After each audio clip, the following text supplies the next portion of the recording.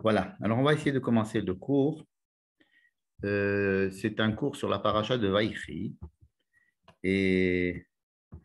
Mais avant de commencer la paracha de Vaïchi, je voulais faire un petit rappel sur où c'est qu'elle se situe, cette paracha de Vaïchi.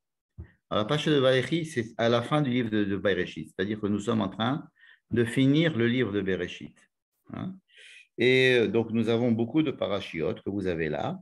Et j'ai marqué en rose les parachiotes qui concernent la vie d'Abraham, en bleu à peu près les parachiotes qui concernent la vie de Yitzhak, son fils, et depuis, vous voyez donc plus que la moitié du livre de Bereshit raconte l'histoire de Jacob, de Yaakov. Yaakov et ses enfants. Et en fait, il raconte l'histoire de Yaakov et de ses enfants. Des fois, on met l'accent sur Yaakov, des fois sur ses enfants, et des fois sur Joseph, n'est-ce pas? Donc, on a, si vous voulez, dans la partie verte ici, qui est donc la partie la plus importante du livre de Bereshit, de la Genèse, nous avons donc une histoire extrêmement longue et plusieurs histoires même, qui des fois mettent le focus sur le Yaakov, le père, des fois sur son fils Joseph, et leur rapport chacun avec les autres frères, avec Yehuda en gros. Voilà. Pourquoi est-ce que je dis ça? Parce que justement, la paracha de Vaïchi commence comme ça. Vaïchi Yaakov be'eretz megure sheva esre shana. Vaïchi Yaakov be'eretz Mitzrayim sheva esre shana. C'est-à-dire que Yaakov a vécu en Égypte 10 ans, 17 ans. Il est arrivé en Égypte, il avait 130 ans. Il a vécu 17 ans supplémentaires en Égypte et il est mort en Égypte. Il avait donc, combien ça fait? 147 ans, si je me rappelle de mes cours de mathématiques. Et donc, à l'âge 130 plus 17, ça fait 147. Et il a demandé, voyant ses jours se finir, il a demandé à Joseph, qui était donc le prince d'Égypte, qui ne voulait pas être enterré en Égypte, et il voulait qu'on l'enterre avec ses parents en terre de Canaan, dans la Meharat Amarpella à Hebron, là où était enterré Abraham, Yitzhak. Et donc, il a été enterré lui aussi, Yaakov. En fait, Yaakov est mort en Égypte après ces 17 années-là, et il retourne être enterré en Eretz Canaan. Mais donc, on nous raconte l'histoire de la mort de Jacob. Hein. C'est marrant parce que cette paracha où on nous raconte la mort de Jacob, son enterrement, et en plus, ils l'ont embaumé, ils l'ont momifié, ils ont fait tout ce qu'on faisait en Égypte aux personnalités. Et la paracha s'appelle Vaïchi. Il a vécu. Il a vécu. Il y a une autre paracha dans le Sefer Bereshit qui a aussi le nom de Chaim, c'est Chaye Sarah. Chaye Sarah. Hein. La vie de Sarah. Qui nous raconte quoi? Qui nous raconte justement la mort de Sarah. Hein. Et c'est très paradoxal d'appeler la paracha de la mort de quelqu'un la vie de quelqu'un. Et c'est l'un des deux sujets que je voudrais aborder aujourd'hui, à savoir quelle est la signification de la vie de la personne et pourquoi est-ce qu'au moment de sa mort, c'est sa vie qui est mise en exergue et on se rend compte de sa vie encore plus au moment de la mort. Voilà. Donc notre paracha s'appelle Vaïchi. Je ne l'ai pas inventé. C'est vraiment à la mort de mon papa. Alors, on va commencer dans la paracha de Vaïchi à s'intéresser, au lieu de s'intéresser à Yosef, à ses frères, on va s'intéresser à Yaakov, à Jacob. Pourquoi s'intéresser de Jacob? Bon, parce qu'il s'agit aussi de Jacob dans notre paracha. On recentre l'histoire sur Jacob, évidemment, puisque jusqu'à présent, on était surtout préoccupé par Joseph et ses frères. Mais on va s'intéresser à Jacob aussi parce qu'il y a un côté que je voudrais mettre en évidence, ou alors au moins vous le présenter pour que ça puisse nous donner à réfléchir sur des sujets importants dans notre vie, à mon avis. Hein. Voilà. Ici, j'ai simplement marqué la paracha, ce qu'elle contient. Yaakov a vécu 17 ans, il bénit ses enfants. Alors, dans notre paracha, Jacob réunit tous ses enfants autour de son lit et donne une bénédiction à chacun. Qu'est-ce que c'est qu'une bénédiction? Il leur dit à chacun quels sont leurs défauts, quelles sont leurs qualités et qu'est-ce qu'ils pourraient apporter de particulier dans la famille d'Israël qui est en train de se construire. C'est-à-dire que la bénédiction, ce n'est pas simplement Michéberach, hein, mais c'est quelque chose de bien particulier, une parole qui est spécifique, que Yaakov fait à chacun de ses enfants, c'est-à-dire à chaque tribu. Il va bénir chacun. Il va bénir aussi les enfants de Joseph, qui sont Ménaché et Ephraïm, qui vont devenir eux-mêmes des tribus. Et il va leur donner chacun leur particularité. Il va leur dire en quoi est-ce qu'il faut qu'ils travaillent, est-ce qu'il faut qu'ils apportent leur contribution. De là, on comprend que le peuple juif n'est pas du tout uniforme. Le peuple juif est à la base un peuple pluriel et il est important que chacun amène sa part de sa contribution à l'ensemble, de la même manière que toute l'humanité est composée de plusieurs genres humains, plusieurs personnes, plusieurs familles, et chacun doit apporter sa particularité dans un tout qui doit être une unité. C'est en fait ce que Yaakov dit à ses enfants, Hé, assez fou, il faut que vous soyez quand même unis, il faut que vous soyez rassemblés, malgré les différences qu'il faut cultiver des fois. Il y a des différences à cultiver, et c'est le premier à les cultiver, c'est Yaakov, puisqu'il ne doit pas les bénir tous avec une seule bénédiction, mais chacun avec la sienne. Donc il faut cultiver ces différences, tout en étant unis, tout en s'aimant et tout en exprimant de l'amour pour tout le monde. C'est pas une chose facile. Et c'est parce que c'est pas une chose facile que cette mission a été donnée au peuple d'Israël et qu'elle est si longue et qu'elle est si tortueuse. Justement, à propos de ce côté tortueux de la vie d'Israël, on va voir que la vie de Jacob n'a pas été facile.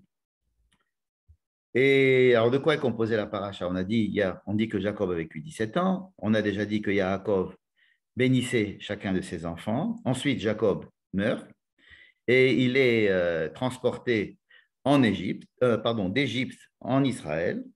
Et il va être enterré en grande pompe avec tous les honneurs que l'Égypte pouvait accorder à un haut dignitaire égyptien et avec tous les honneurs que tous les peuples de la région lui font à lui et à Yaakov. Donc Joseph descend d'Égypte, les frères descendent d'Égypte et vont l'enterrer dans la Meharat Marpella, qui se trouve aujourd'hui à Hebron, et avec, comme on a dit, sa femme Léa qui avait été enterrée plus tôt, et ses parents, il y a Yitzhak et Rivka, et ses grands-parents, Abraham et Sarah. Ensuite, les frères reviennent de l'enterrement, ils reviennent voir Joseph, ils ont peur de la nouvelle situation qui se crée, puisque le père n'est pas là pour créer l'unité, ou au moins pour les protéger du courroux de Joseph, d'un Joseph qui avait tous les pouvoirs en Égypte. Joseph les rassure et il dit qu'au lieu d'être le porteur d'une quelconque vengeance envers eux, il sera celui qui va garder l'unité des enfants entre eux et il va subvenir à leurs besoins. Et c'est ce qui va se passer jusqu'à la fin et la mort de Joseph. Et la paracha de Vaïchi finit avec la mort de Joseph. La mort de Joseph et finit cette histoire de Joseph et finit tout le livre de Bereshit. Les derniers mots de Vaïchi, comme on va voir tout à l'heure, c'est que Joseph a été enterré. Il est enterré dans un caveau de dignitaires égyptiens dans le Nil. Dans le Nil égyptien, il n'y avait pas que les pyramides qui étaient des caveaux pour les dignitaires égyptiens. Dans le Nil, il y avait des souterrains dans le Nil. En fait, l'essentiel était de protéger l'entrée et l'accès au tombeau. Donc, les pyramides permettaient de créer des labyrinthes qui interdisaient l'accès facile, mais aussi la plongée à l'intérieur du Nil et dans le Nil, dans les parois du Nil, créer des grandes cavités avec des endroits où ils enterraient les dignitaires. Et là, et tout le livre de Bereshit, qui est un livre de la création du monde, la création du peuple d'Israël, tout ce que l'on a vu de formidable et les belles histoires vont se finir avec un verset. Joseph a été enterré en Égypte. Comme si on reprenait toute la vie qu'on avait créée dans le livre de Bereshit et on la remettait à l'intérieur d'une tombe. Joseph rentre dans une tombe, non seulement une tombe, mais en plus une tombe en Égypte, en exil en Égypte.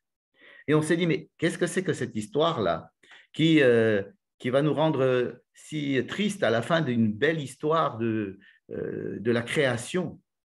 Comme si une graine que l'on met dans la terre et qu'on enterre et qu'on oublie, qui est dans la terre et qui est recouvert de terre, attend maintenant la pluie. Et dans le livre de l'Exode, c'est-à-dire dans le prochain livre, le livre de Shemot, nous allons voir que cette graine plantée au milieu d'un exil, d'un esclavage, d'une nuit la plus obscure possible pour un peuple, eh bien, cette graine va donner la possibilité de former un arbre, va pousser un arbre de vie. Et alors, on se dit que comment est-ce possible que la vie à laquelle nous allons assister, la vie des enfants, la vie du peuple, la vie qui va faire sortir tout ce monde-là d'Égypte pour les ramener en Israël, va être signifiée par cette mise en terre, mise en caveau, par la mort. C'est-à-dire que nous retrouvons le paradoxe dont nous avons parlé tout à l'heure, à savoir que la paracha de la mort de Yaakov s'appelle la vie de Yaakov. Il a vécu. Que la vie de Yaakov et la vie de Joseph et l'histoire va se finir comme une graine que l'on plante à l'intérieur de la terre et que l'on en enterre. Et c'est de là que va ressortir ensuite le peuple juif tout entier qui va sortir de là, d'Égypte, pour revenir en Israël. N'est-ce pas? Et ça, c'est le cycle de la vie, c'est le cycle biologique des végétaux, mais cela ne nous apprend pas forcément une histoire de la mort et de la vie, et de la vie et de la mort, mais aussi de la signification de ce qui se passe au courant de la vie. Et c'est de ça que je voudrais parler ce soir avec vous. Je vais commencer par quelques phrases que Yaakov, excusez-moi, je ne vais plus dire Jacob, mais je vais dire Yaakov, ça me sort plus facilement. Yaakov, c'est Jacob. Quelques phrases que Yaakov dit à son sujet. Je vais prendre une phrase que Yaakov dit à Lavan, par exemple. Quand il va quitter Lavan, il va lui dire, il va essayer d'expliquer pourquoi il quitte Lavan. Il va lui dire, Hayiti bayom achalani chorev. Lorsque j'étais dans la journée, le soleil et la chaleur m'ont brûlé. Vekerach balayla. Et la nuit, c'est le gel, c'est la glace qui m'a brûlé. Et je n'ai jamais pu dormir. Patidad shenati me'enai. C'est-à-dire que Yaakov se décrit comme quelqu'un qui a énormément souffert. Une autre phrase que je vais prendre qu'a dit Yaakov, cette fois-ci à Pharaon dans la paracha de la semaine dernière, quand Pharaon accueille Yaakov et lui demande combien d'années tu as vécu, qui es-tu, etc., Yaakov va lui dire, Vayomer Yaakov el Paro, vous voyez ici, il arrivait en Égypte, donc il disait qu'il avait vécu 130 ans. Mais il rajoute, Me'at veraim, elles étaient peu nombreuses les années de ma vie et elles ont été très, très mauvaises, très douloureuses. Me'at veraim hayu yeme shenechayal. C'est comme ça que Yaakov, notre patriarche, le principal de nos patriarches, celui qui va devenir Israël, qui est notre patriarche préféré, comme l'appellent les rabbins, Bechir Sheba Avot, notre patriarche le plus proche.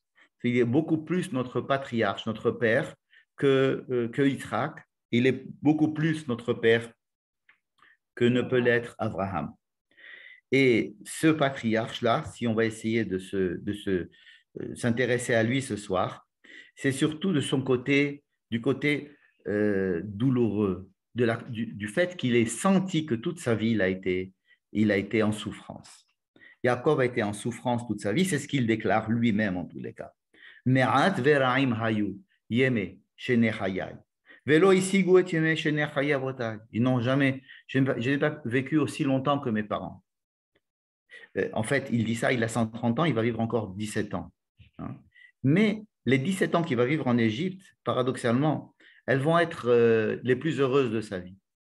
En fait, quand Joseph va naître, jusqu'à ce que Joseph ait eu 17 ans, Jacob était très, très heureux parce qu'il aimait beaucoup Joseph. Et encore une fois, 17 ans, quand Jacob va retrouver son fils Joseph, il va vivre avec lui encore 17 ans et des plus heureuses de sa vie. Tout le reste, il est décrit comme des années très difficiles. Alors pourquoi est-ce que Jacob a vécu difficilement? Et pourquoi est-ce qu'il raconte qu'il a vécu difficilement? Et pourquoi est-ce que la Torah nous raconte qu'il a vécu des années difficiles et qu'il a souffert toute sa vie? Alors, pour ce faire, on va faire un petit exercice. On va reprendre l'histoire de Jacob, et les grands traits de la vie de Jacob. Vous savez que Jacob est né chez ses parents, il était tranquille, il était Yoshev, Ohalim, Tam, etc. Et il a dû voyager. Il a quitté ses parents, Jacob, il a quitté ses parents et il est allé chez Lavan, n'est-ce pas? Chez Lavan, il va passer beaucoup d'années, des années pendant lesquelles il va se marier, et il va avoir des enfants, il va quitter Lavan, il va retourner en Israël, il va rencontrer entre-temps Esav, mais il va aller dans une ville qui s'appelle Shrem. Shrem, aujourd'hui on l'appelle Naplouse. La première ville où il va, il achète un terrain, il s'installe à Shrem, et il revient, si vous voulez, sur la terre de ses ancêtres à Shrem. Et de Shrem, il va encore une fois avoir besoin de voyager jusqu'à un endroit qui s'appelle Beth-El. La même ville, Beth-El, où en partant, il avait fait le rêve de l'échelle. Et ce n'est qu'après qu'il pourra retourner effectivement voir ses parents. Et ensuite, on nous raconte la descente de Yaakov, en Égypte. Donc, il a pas mal voyagé, Yaakov. Et c'est ce qu'on va essayer de voir. À chaque fois qu'il voyage, quelles sont les motivations de ces déplacements? Et on va se rendre compte qu'à chaque fois que Yaakov se déplace d'un endroit à un autre, la Torah nous raconte qu'il y a deux histoires parallèles qui se passent pendant ces voyages. On va commencer par la première. Yaakov quitte Be'er-Sheva. Il habitait Be'er-Sheva dans le sud avec ses parents, tout allait très bien, il était un enfant doux, etc. Mais on sait qu'il a volé les bénédictions qui étaient adressées à son frère Esav, et sa mère Rivka, qui était responsable de ce vol, va lui dire, écoute, quand Esav a su que Yaakov lui avait volé les bénédictions, il a dit qu'il voulait le tuer. Donc, qu'est-ce qu'elle fait, Rivka? Elle appelle son fils Yaakov et elle lui dit, mon fils, il va falloir que tu te sauves et que tu ailles chez le seul qui peut te protéger de Esav, c'est mon frère Lavan, le chef de la mafia de Aram en Mésopotamie, ou alors, disons, à la frontière mésopotamique à Haran. Et donc, elle lui dit, tu vas te sauver chez mon frère Esav, mon frère Lavan, pardon, et lorsque Esav se sera calmé, alors j'enverrai te chercher. Donc, ça, c'est Rivka qui appelle son fils Yaakov et qui lui demande d'aller chez Lavan pour se cacher de Esav. Juste après, on voit que son père, Yitzhak, le père de Yaakov, il appelle, Vaïkra, Yitzhak et Yaakov. Il le bénit, mais cette fois-ci, un visage découvert, il ne lui fait aucune remontrance concernant le vol des bénédictions, ça on l'a étudié les semaines d'avant, et il lui dit, je veux qu'absolument tu ailles chez Lavan. Mais cette fois-ci, il lui donne une raison totalement différente. Il lui dit, je voudrais que tu te maries, ça suffit. Il faut que Yaakov, tu te maries. Et je vois que tu n'es pas marié. Ton frère Esav s'est déjà marié. Vous êtes jumeaux, donc vous avez le même âge. Donc Esav s'est déjà marié. Il a déjà eu des femmes. Il a déjà eu des enfants. Et toi, tu es là, vieux célibataire, et je veux que tu te maries. Or, chez nous, on ne se marie pas avec les filles de Canaan, et on se marie avec les filles de la famille d'Abraham, c'est-à-dire qu'il faut retourner à Haran. Et donc, Yitzhak, envoie son fils à Haran. Hein. Ils n'appellent pas ça Haran, ils l'appellent Padena Aram. On a tout ça, ça a été déjà étudié pendant les semaines précédentes. Hein. Rivka l'envoie à Haran. Haran, en hébreu, ça veut dire quelqu'un qui est en colère. Évidemment, il y a Esav qui est en colère. Mais Yitzhak lui dit, va, Padan Aram. C'est le même endroit, il a 2 noms déjà. Et on voit que Yaakov va partir pour 2 raisons. Il va être mu par 2 raisons. Donc voici, j'ai marqué ici, Yaakov Yotze, Yaakov quitte donc Beersheba. Est-ce qu'il quitte Beersheba parce qu'il a peur, il va se sauver de Esav, et c'est pour cela que sa mère lui dit d'aller là où il va aller, ou alors, pas du tout, c'est pour se marier. Il va quitter Beersheba pour se marier, comme si rien ne s'était passé dans une histoire précédente. Il n'avait rien volé, Esav ne voulait pas le tuer. Il y a 2 histoires parallèles complètement qui se passent comme si l'une n'avait rien à voir avec l'autre. Une, c'est Rivka qui l'envoie chez Lavan. L'autre, c'est Yitzhak, son père, qui l'envoie chez Lavan. L'une, c'est parce qu'il doit se sauver. L'autre, c'est pas du tout, c'est pour qu'il puisse fonder une famille. Alors Yaakov sort. Je vais essayer de retrouver. Yaakov sort de tout ça. Et il arrive, il va arriver à l'endroit de Beth-El où il va recevoir avoir le rêve de l'échelle. Et avant d'arriver au rêve de l'échelle, Yaakov reçoit 2 bénédictions. Il reçoit une qu'il a volée, celle où il s'est déguisé en Esav, il est rentré chez son père, et alors il prend la bénédiction de la Bechora, c'est-à-dire la bénédiction des capacités, des moyens matériels pour pouvoir s'en sortir en tant que responsable de la famille, mais il reçoit aussi de son père ce que l'on appelle la Birkat Abraham, c'est-à-dire la promesse de la terre, de la descendance, c'est-à-dire de la responsabilité de fonder le peuple d'Israël, n'est-ce pas? C'est une bracha qui est différente. Ce n'est pas une bracha uniquement, écoute, je te souhaite d'avoir beaucoup d'argent et que tu réussisses dans la vie. Ça, c'était la bracha qu'il avait volée, la bracha qui était destinée à Esav. Or, là, Yitzhak va lui donner lui-même une beracha la beracha d'Abraham, la beracha de la mission que portait Abraham, celle de fonder un peuple sur une terre, n'est-ce pas? Et justement, quand il va arriver à cet endroit de Beth-El, Dieu va se révéler à lui en songe et il va lui dire 2 choses. Il va lui dire d'abord, je vais vous faire lire les psukim.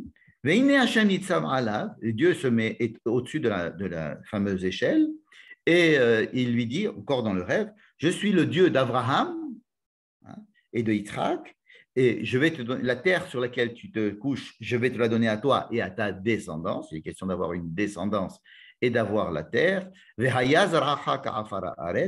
Et ta descendance sera aussi nombreuse que la terre et tu pourras te développer au nord, au sud, à l'est et à l'ouest. Et tous les peuples pourront être bénis par toi et recevoir la bonne parole de toi et donc d'avoir une bénédiction. Il y a une mission universaliste du peuple juif ici. Mais aussi, il lui dit, et sache que je te protège, n'aie pas peur. C'est moi qui te protégerai, n'aie pas peur. Et je te ramènerai moi-même, tu vas sortir de la terre d'Israël, tu vas aller maintenant loin à Haran. Je vais te ramener, n'aie pas peur, je vais te protéger. Et il y a donc ici, même dans l'apparition de Dieu à Yaakov, il y a encore une fois ces 2 aspects.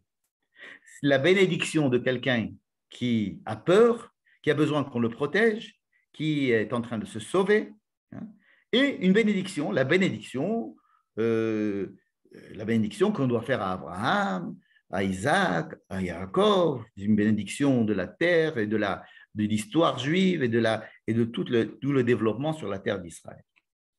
Donc vous voyez, il y a toujours à chaque fois une double lecture de la même histoire que la Torah fait elle-même. Ce ne sont pas les commentateurs qui lisent différemment ici. C'est la Torah elle-même, les versets de la Torah qui décrivent des situations, des motivations, des bénédictions totalement différentes. parallèles, elles ne s'opposent pas l'une l'autre, mais elles proviennent de motivations différentes et de destinées différentes.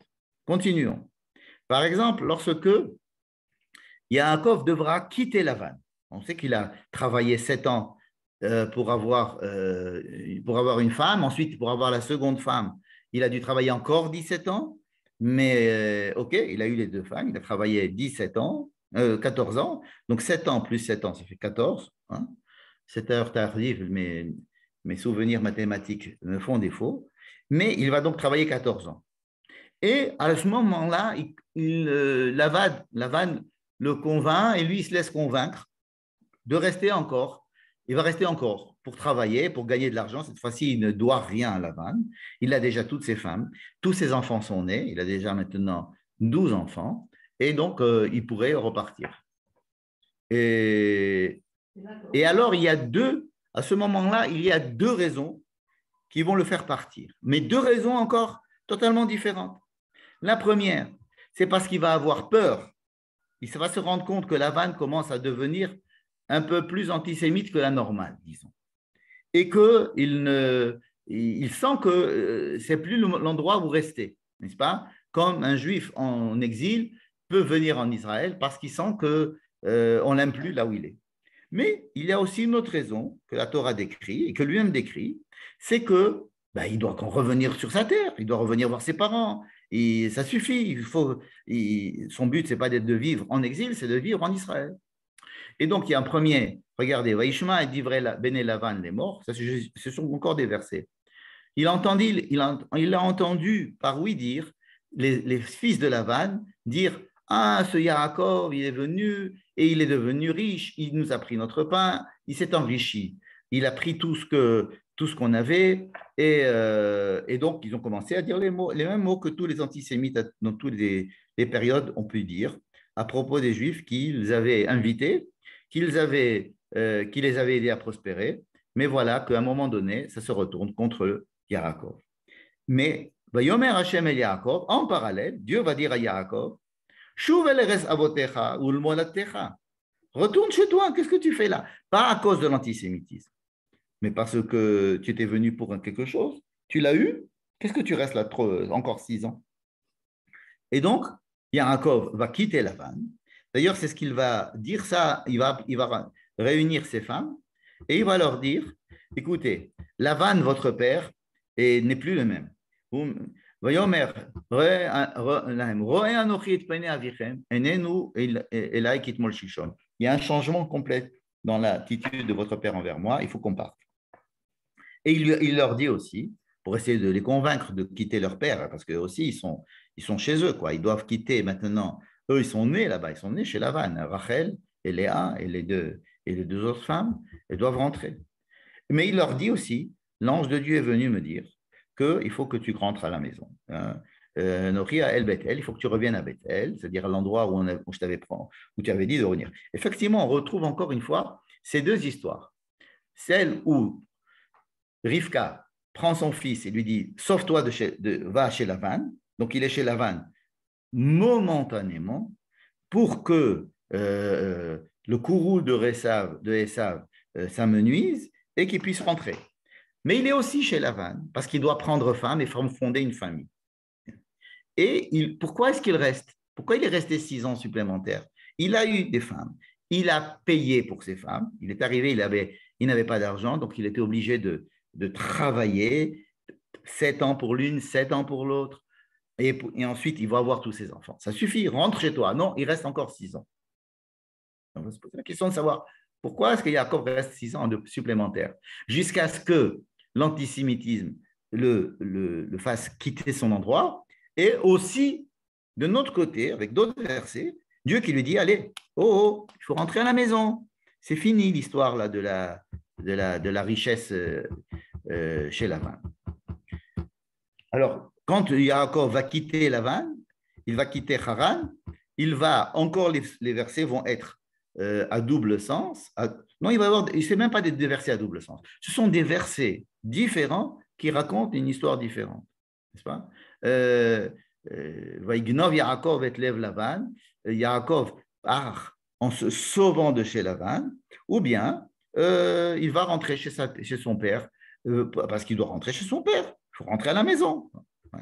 À chaque fois, c'est la même. C'est deux histoires qui sont racontées en parallèle. C'est des flèches, d'un côté à droite, d'un côté à droite. Quand Yaakov va venir en Israël, il va arriver, on a dit tout à l'heure, dans la ville de Shrem, qu'on appelle aussi Naplouse, pour ceux qui ne savent pas où est Shrem. Et à Shrem, il va s'installer à Shrem.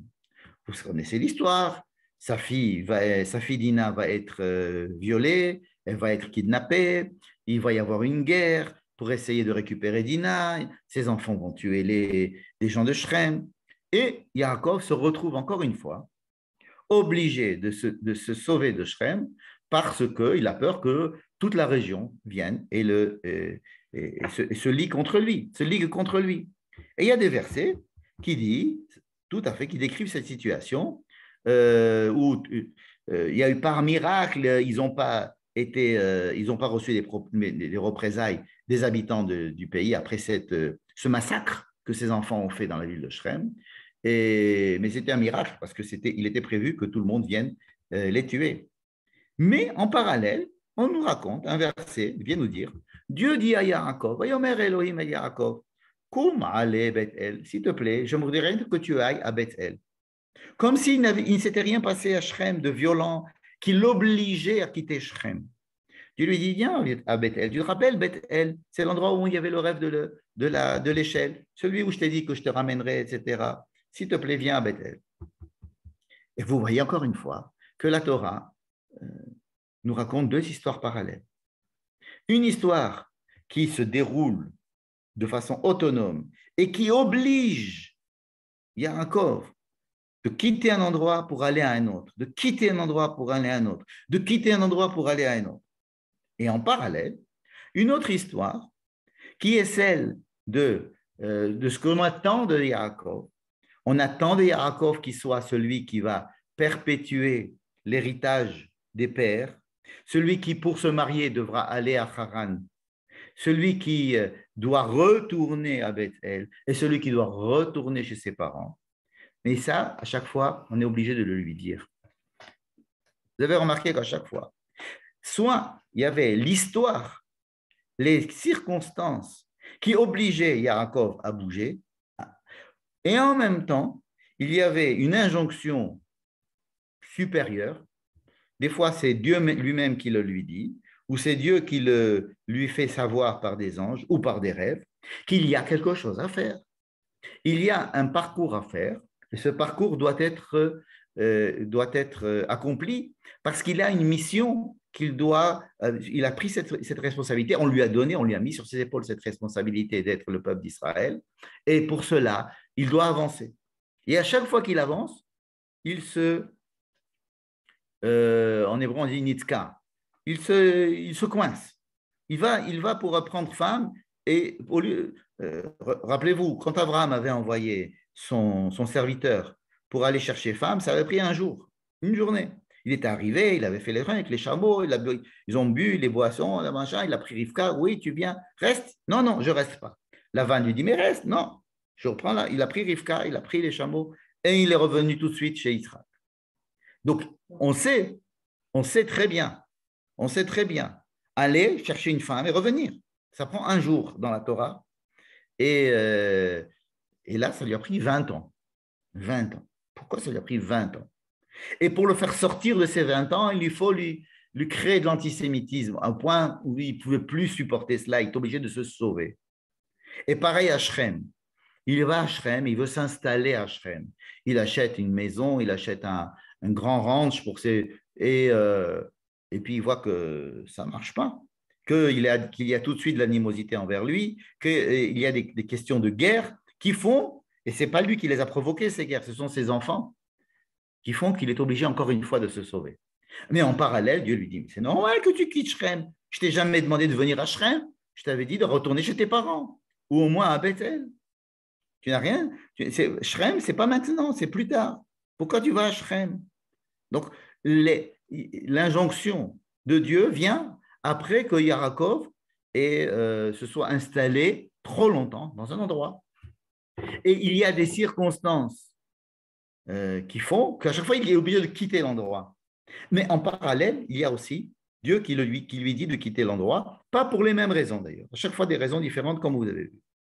Et donc on vient maintenant à notre histoire où Yaakov doit encore faire un voyage, c'est celui de la descente en Égypte, ce qui va être raconté dans la paracha de la semaine dernière, hein, Vaïgash, et parce qu'on va le retrouver cette semaine en Égypte déjà. Mais comment est-ce qu'il est descendu en Égypte? C'est très intéressant de savoir comment il est descendu en Égypte.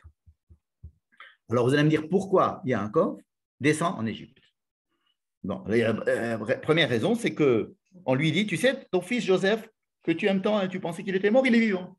Non seulement il est vivant, mais il habite l'Égypte, et en plus, c'est lui qui donne à manger à tout le monde. Yaakov, il dit, mais c'est incroyable, je vais descendre tout de suite, aller le voir. Je veux le voir et mourir, mais je veux descendre voir mon fils Joseph. Hein? Joseph lui dit, mais montez, amenez mon frère. Il emmène des chars pour récupérer le père et le ramener en Égypte. Pourquoi est-ce que Jacob descend en Égypte? Parce qu'il veut voir Joseph. C'est tout. Eh bien non, là aussi, il y a une seconde histoire qui va se passer. Il va y avoir que quand il va descendre en Égypte, il va d'abord passer par une ville qui s'appelle Beersheba. Et en passant dans cette ville Beersheba, donc il arrive à Beersheba, une ville où ils ont habité très très longtemps, les parents et les grands-parents et lui-même. Il fait des Dieu s'adresse à lui. Elohim le Israël. Mais Marot Alayla, peu importe, il se trouve qu'il le fait ça la nuit, peut-être dans un rêve, mais en tous les cas, il est question de nuit. Et il lui dit, Yaakov, tu vas aller maintenant descendre en Égypte. Et tu vas là-bas fabriquer un peuple. Et ton peuple va être en Égypte, se développer. Toi, personnellement, tu vas revenir en Israël. Je vais tout faire pour que tu sois enterré en Israël et que Joseph va s'occuper de toi. Mais sache, toi, Yaakov, qu'il faut que tu descendes en Égypte pour une raison qui est supérieure à tout ce que tu es en train de vivre. Ce n'est pas pour rencontrer Joseph. Ce n'est pas parce qu'il y a de la famine en Canaan et que là-bas tu vas mieux manger. C'est parce que moi, j'ai déjà prévu depuis longtemps, et je l'avais dit à Abraham, que sa descendance devra vivre en exil pendant un certain nombre d'années, et que ce n'est qu'en sortant de cet exil qu'ils pourront revenir sur la terre d'Israël. Alors, la vie en exil est indispensable. Pourquoi? C'est une très bonne question. Pourquoi Dieu dit à Abraham, alors qu'il est déjà en Israël, il lui dit, ta descendance va descendre en Égypte, en exil, et ensuite ils ressortiront. Rappelez-vous de l'histoire de la petite graine qu'il va falloir faire rentrer à l'intérieur de la terre pour qu'elle pourrisse en exil de sa vie. La graine vient d'un monde végétal qui est dans l'air libre, et pourtant la graine va rentrer dans l'exil de la terre, va mourir, son corps va se putrifier à l'intérieur de la terre, et de là va ressortir l'arbre qui va redonner la vie. C'est ainsi que Dieu décrit la nécessité pour créer un peuple juif de la mise en terre, si j'ose dire, c'est-à-dire de la mise en exil, de l'oubli, comme on va voir à la fin du livre, que Joseph va être mis dans un tombeau à l'intérieur de l'Égypte, il va mourir, il va être enterré en Égypte, et l'enterrement de Yaakov. Et tout cela est prévu par Dieu déjà au moment où il annonce l'histoire à Abraham, et c'est là il vient lui dire à Yaakov, tu es en train de faire quelque chose, tu descends en Égypte. Toi, tu penses que tu vas aller voir rencontrer ton fils, ce qui est vrai. Toi, tu penses qu'ici, il y a la famine et que là-bas, il y aura à manger. C'est vrai. Mais sache que tu es en train d'accomplir une destinée qui est beaucoup plus, qui te dépasse et qui dépasse toutes les contingences que tu es en train de vivre et tu es en train de vivre quelque chose de beaucoup plus élevé. Comme si la réalité que nous vivons C'est la réalité que nous vivons, on en est sûr, et il n'y a pas de raison de penser que nous ne sommes pas en train de vivre la réalité, et si on n'est pas fou, on est dans cette réalité. Mais il faut quand même être conscient qu'il y a une réalité qui est autour, une autre réalité qui a un cercle bien plus élargi que celui-ci, qui contient cette réalité, qui accepte que cette réalité soit de la réalité, mais qui en même temps raconte cette histoire sous un angle beaucoup plus vaste. Et il y a encore un autre cercle encore plus vaste. Et c'est cette information que Dieu lui donne maintenant à Yaakov, c'est que tu es en train de descendre maintenant parce que tu penses que tu dois descendre pour des raisons sentimentales ou pécuniaires, mais sache qu'il y a une autre histoire qui se joue autour de ça. Et sache qu'autour de cette histoire, il y a encore une autre histoire plus grande. L'histoire qui se joue, c'est que je suis en train de prendre la graine et de la planter pour qu'elle puisse donner un peuple qui va sortir d'ici et retourner sur sa terre. Donc, cette petite histoire-là que tu vis, en fait, n'est qu'une partie de la vérité. Il y a maintenant une histoire qui se joue à l'extérieur. Et encore une autre histoire qui se joue encore plus à l'extérieur. Et il y a des histoires qui sont comme ça, concentriques, qui font que se limiter à la réalité que tu es en train de vivre, c'est très, très important pour ta santé mentale. La santé mentale de la personne, elle a besoin d'être fixée dans la réalité, mais sache qu'il y a aussi une capacité de pouvoir s'élever et de voir que ce que nous voyons du petit bout de la lorgnette et reflète quelque chose de beaucoup plus important. C'est ce qu'on a vu la semaine dernière. Je voudrais m'arrêter ici 2 minutes sur un point de détail. Un point de détail. C'est sur ce verset-là. Vayomer Elohim le Israël.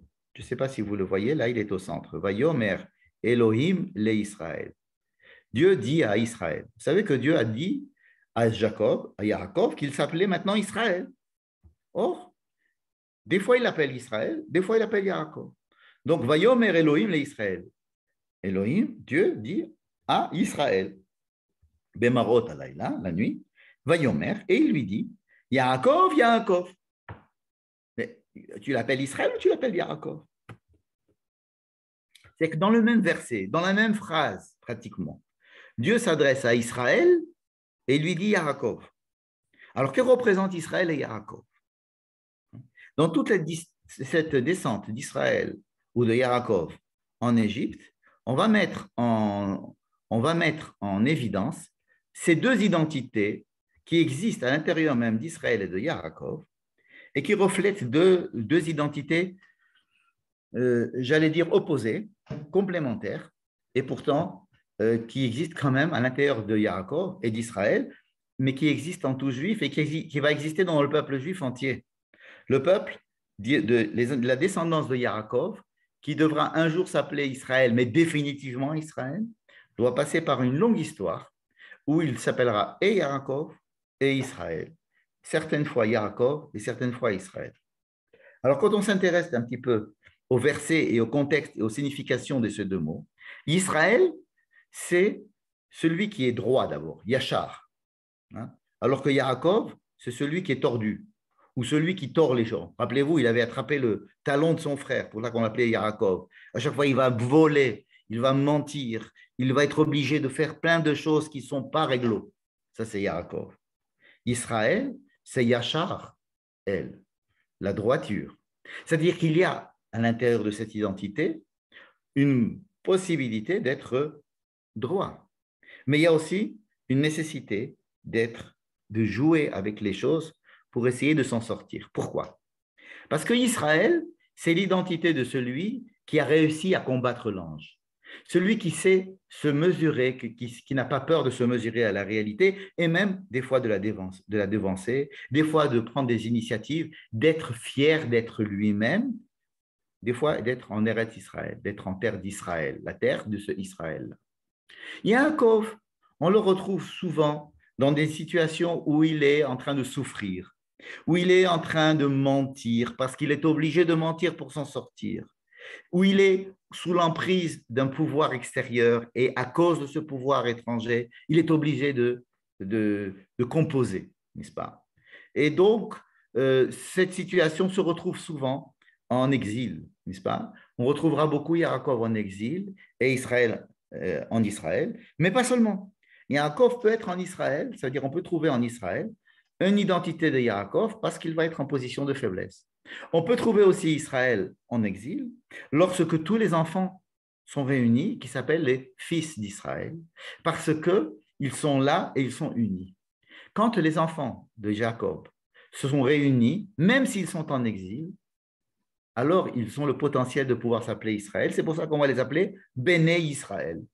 Même si Béné Israël se trouve en Égypte, hein, Betzet Israël, Mitzrayim, donc Israël, oui, peut se trouver en Égypte. Mais c'est parce ils ressentent cette force de l'union qu'il y a entre eux, cette force de la tradition qui fait qu'ils peuvent être fiers d'être de leur identité et qui ne sont pas obligés sans arrêt de se soumettre au pouvoir ambiant et donc de ne pas exprimer leur capacité et de ne pas être Yaakov. Donc, quand Joseph va inviter son père, il va lui dire, viens en Égypte. Au début, il va lui dire, mais viens en Égypte parce qu'il reste encore 5 années de famine. Viens, on va en profiter. Et puis c'est tout. Je vais te mettre dans un petit ghetto à Goshen, une petite terre, où tu pourras vivre avec tes enfants, tu ne te mêleras pas à la population, et puis peut-être tu pourras retourner en Israël. Une fois la famine finie, tu pourras retourner. C'était la première idée de Joseph. Et c'est pour ça qu'il appelle son père Israël.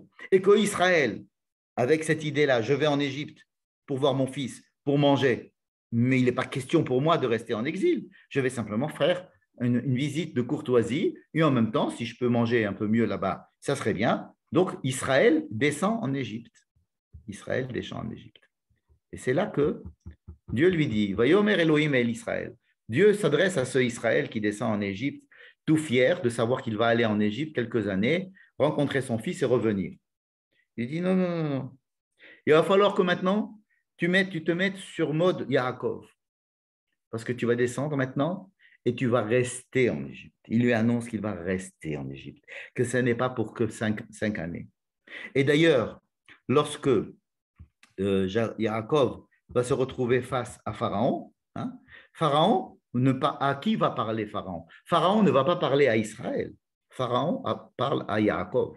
Pourquoi? Parce qu'il veut avoir un peuple qui va être assujetti à ses ordres, qui va pouvoir l'aider à déployer toutes ses capacités comme Yosef l'avait fait, et à enrichir le Pharaon et à enrichir l'Égypte. Et donc, Pharaon est très intéressé d'avoir des Juifs soumis qui vont développer l'économie de son pays. Et il lui dit, non, non, non, tu vas rester ici, mais je te donne, tu ne vas pas rester dans ton ghetto de Goshen, je vais te donner toute la terre. Il veut qu'il reste à jamais. Alors que Yosef avait prévu qu'il ne reste que 5 ans. Tout doucement, Yosef sera obligé de comprendre ce que Pharaon veut et ce que Dieu veut. Vous voyez que Pharaon et Dieu veulent la même chose ici. Ils ne se sont pas concertés, Pharaon et Dieu. Mais on dit que Dieu est dans le cœur de Pharaon. Et Dieu a dit à Israël, sache que tu es en train de descendre, pas pour 5 ans. Et Israël, là, remets-toi sous mode Yaakov. Effectivement, il va y avoir un Israël qui va descendre en Égypte, mais il va y avoir surtout un Yaakov qui va descendre en Égypte, un Yaakov qui va s'installer et vivre pas mal d'années en Égypte. Et c'est dans ces années en Égypte que nous retrouvons maintenant notre histoire, où Yaakov va dire, tout ce que j'ai vécu jusqu'à présent, j'ai souffert, et enfin je suis tranquille, en exil. En exil. Yaakov est tranquille en exil. Et ça veut dire quoi? Yaakov est tranquille en exil. Et toutes ces années qu'il avait passées avant, c'était des années, vous vous rappelez, on avait dit tout à l'heure, j'ai souffert, la faim, le froid la nuit, la chaleur le jour, j'ai souffert, j'avais le gel, je ne pouvais pas dormir, je ne pouvais pas fermer l'œil. Et c'est là qu'on va commencer un petit peu à discuter. Peut-être que Yaakov, c'est un monsieur qui a peur, qui voudrait bien rester dans sa tente, comme on l'avait décrit à sa naissance. Yaakov, Ishtam, Yoshev et Ohalim, tranquillos. Et le fait que son frère soit né un petit peu avant lui et qu'il a eu sa main sur le talon de son frère, ça va le projeter vers une destinée qui va sans arrêt le tirer, alors que lui, il voudrait bien rester. Il y a un côté inertique chez Yaakov qui va être contredit en permanence par une histoire qui va le faire pousser, va le faire partir. C'est sa mère qui va l'obliger à aller voler, à aller mentir.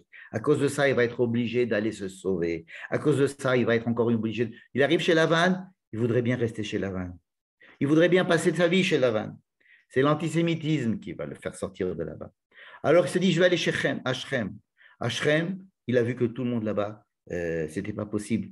Tout le monde, à la fin, ses enfants font la guerre, on essaie de le chasser de là-bas, il est obligé de quitter. Et Dieu est là en train de lui dire, mais allez, vas-y, Joseph, allez. Vous voyez, Yaakov est quelqu'un qui est là, qui voudrait s'asseoir, qui voudrait se reposer, qui voudrait dormir, qui voudrait peut-être profiter de ses lauriers, avoir une vie tranquille. Hein. Et Dieu dit, mais ça ne va pas. Il faut que tu avances. Il faut que tu avances, il faut que tu avances. Ce qui explique à chaque fois ces deux histoires parallèles. Un Yaakov qui a peur parce qu'il développe son identité de Yaakov et qui veut bien continuer à vivre là où il vit, même si ce n'est pas là où il devrait vivre. Même si ce n'est pas là où il devrait vivre. Mais tranquille, ça va, on va essayer de faire un peu d'argent ici, puis il y a la sécurité sociale, puis ça va, il y a les enfants et tout. Mais non, et l'histoire va l'obliger et Dieu va le conduire. Et l'histoire et Dieu font qu'un seul pour essayer d'amener Yaakov à avancer et en fait à devenir Israël plus tard. C'est-à-dire qu'en fait, c'est l'histoire du peuple juif qui va subir une histoire extrêmement douloureuse parce qu'il ne va pas prendre l'initiative au bon moment de savoir, par exemple, quitter l'exil, de comprendre sa mission et de ne pas se laisser aller dans le confort de certaines situations. Maintenant, il y a quelque chose de nouveau dans la descente en Égypte. C'est qu'on ne peut pas reprocher à Jacob, on va lui dire alors pourquoi tu n'es pas parti en Égypte? Ben, il est venu en Égypte. C'est un cas à part cette histoire.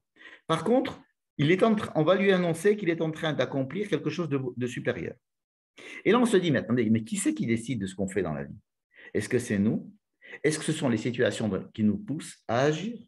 Est-ce que c'est le contexte sociologique, historique, ou est-ce que c'est la main de Dieu? C'est une question qu'on peut se poser, surtout lorsque l'on croit en Dieu. Mais même si on ne croit pas en Dieu, et qu'on pense, et qu'on voit un parcours, et on se dit, tiens, c'est marrant, j'ai fait ça pour ça, et ça m'a amené à cela. Et si je n'avais pas fait cela alors que je n'y pensais pas, je n'aurais jamais pu faire cette chose. Et cette chose m'a entraîné à faire une autre chose. Puis c'est marrant, mais cette autre chose m'a entraîné à faire ça. Et en fin de compte, on revoit notre vie comme si on pensait l'avoir guidée, et en fin de compte, elle représente, comme je disais tout à l'heure, un cercle beaucoup plus large. Ça nous fait penser, ça nous fait réfléchir à notre vision même du monde, à la signification même de la vie. La pauvre graine qui a été mise dans le sol et qui va pourrir dans le sol et qui pense que c'est sa fin, est-ce qu'elle sait que c'est grâce à l'ADN qu'il y a dans ses cellules qu'un arbre florissant va pouvoir pousser avec des beaux fruits? Pas forcément, pas forcément. Pour qu'elle le sache, il faut qu'elle croie, comme on dit. Il faut qu'elle croie.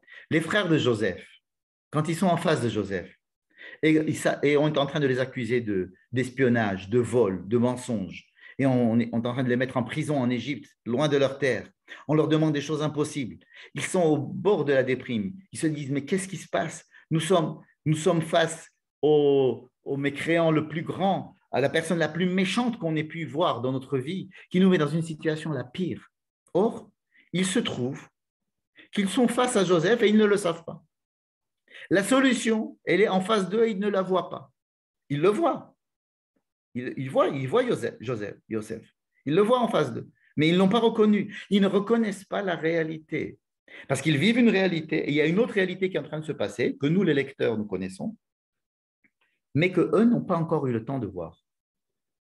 Et l'histoire de la reconnaissance de ces cercles concentriques qui, en fait, vivent en même temps que la réalité que nous vivons, mais qui lui donnent une perspective bien plus large, bien plus profonde, nous oblige à réfléchir sur l'existence de ces cercles qui sont beaucoup plus larges que les nôtres.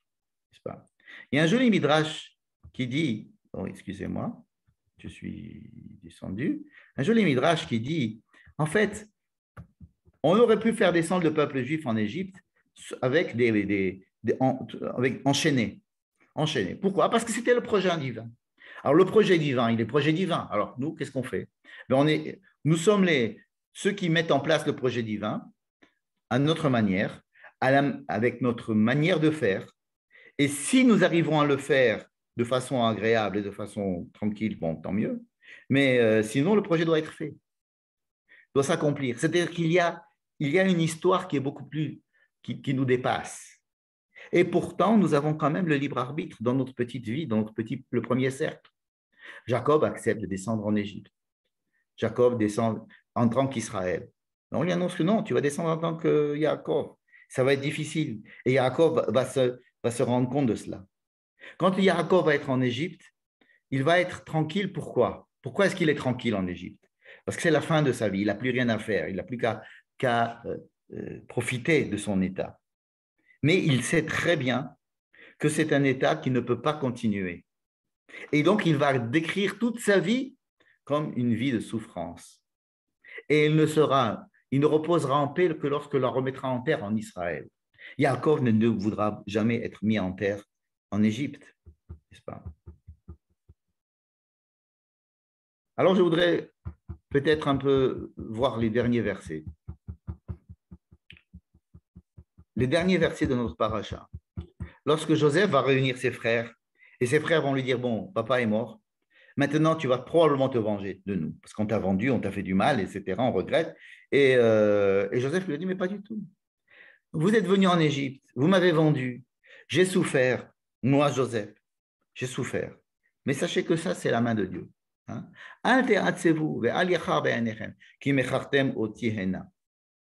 C'est très joli ce jeu de mots, regardez. Mechartem oti, vous m'avez vendu. Les frères ont vendu Joseph en Égypte. Mechartem oti, c'est les mêmes lettres du verbe qui est lehakir. Lehakir, vous avez connu, vous avez reconnu. Ou bien lehitnaker, qui est l'inverse. C'est faire comme si on n'avait pas reconnu. Vous m'avez vendu parce que vous ne vouliez pas que je sois votre frère. Et quand ils reviennent, Joseph, Vayaker Yosef et Echav. Vehem lo hikiruhu. Et après, Yosef mitnaker alehem. Et tout ça à cause de la mechira, qui a été décidée par eux parce qu'ils voulaient se débarrasser de Yosef. Et en fin de compte, il dit, c'est pas vous qui avez fait cette chose-là, c'est Dieu. Qu'il est mechia chez la Chani Elohim. Parce que c'est une formidable chose que, alors que tout le monde est en famine, je puisse vous permettre non seulement de survivre physiquement, en plus de vous réunir, en plus de vous mettre sous les meilleures conditions du monde, en plus de réunir toute la famille. Et tout ça, ça a été fait grâce à vous, parce que vous m'avez vendu en Égypte. Mais vous n'avez aucune intention de me vendre en Égypte. Lo atem shelartem otiena, il va leur dire, c'est pas vous qui m'avez envoyé ici.